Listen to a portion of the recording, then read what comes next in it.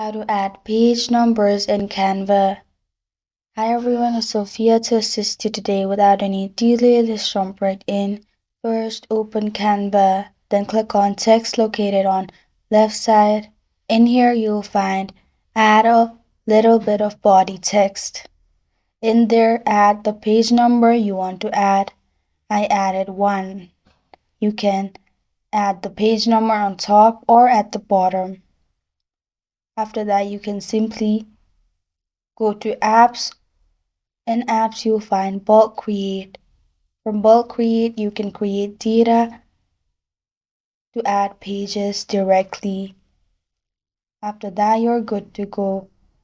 That's how to add page numbers in Canva.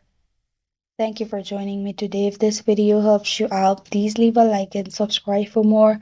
Got a question or want to suggest a topic? Comment below. I am Sophia signing off until next time.